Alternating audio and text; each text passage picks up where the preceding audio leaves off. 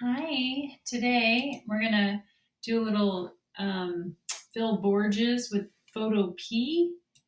So this is how you do it. File open. Okay, so the picture I'm using is right here. I'm gonna crop it to be a square like Philip does. So I chose the fixed ratio 1:1.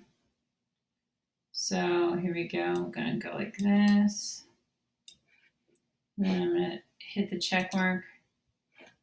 Okay, then I'm going to duplicate the layers. So I'll go to layer, duplicate layers. I'm going to make that black and white. Image adjustment. I'm actually just going to take the hue saturation and bring that down completely. Move that to the side to see. So you can move it up if you want, but I'm going to move it down. That makes it black and white the same. I'm going to take my eraser. I'm going to erase everything, just her hair and her skin. So that pops out, but notice let me zoom in a little bit. I'm going to, let's eraser. I'm going to desaturate that bottom layer a little bit so she doesn't look so orange or whatever. You want her to just look, just like pop a little, but not be great. That's a little too much. Okay, here we go. And I can use this to back up also when I push minus. All right, so back up a little. Let's see.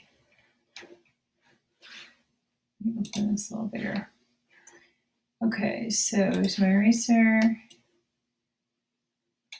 If you mess up, just say edit, undo. And it might be laggy if you're trying to do this on a Google Chromebook.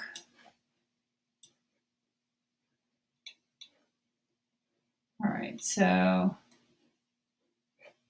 it's a little slower when you do it on Photopea than if you do it on Photoshop. Photoshop's powered by the computer, it's a little faster. All right, so now we're gonna go on this bottom layer and go to image adjustment, hue saturation again, and we're gonna just desaturate it a little bit just so she's not so, see how much different that looks? I mean, obviously we could go black and white, but we're gonna just let her pop a little so it looks a little bit like Phil Borges' work. Then we're gonna flatten this over here, the layers. You go to layer, flatten the image. And then we're going to unlock the layer by clicking on it. And then go to edit free transform. Or we're going to just create like a cool little border on this picture so it actually looks like an old photograph or something. See that? Hit the check mark. And then this is really cool. In here, if you double click the layer, all these options come up. And you can put a stroke around that edge. You could do like a drop shadow, put a little opacity on. Okay, let's see. I want to do it on the stroke, not the actual image. So I'll put a little opacity on that. And I think the stroke looks good. I don't want to make it too thick. So I'm just going to bring it down so it's a tiny little edge. Say okay.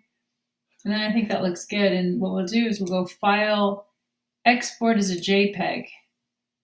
And do the highest quality and save. And it's going to just save right to your downloads. It's the name of the file with a little 2 or whatever.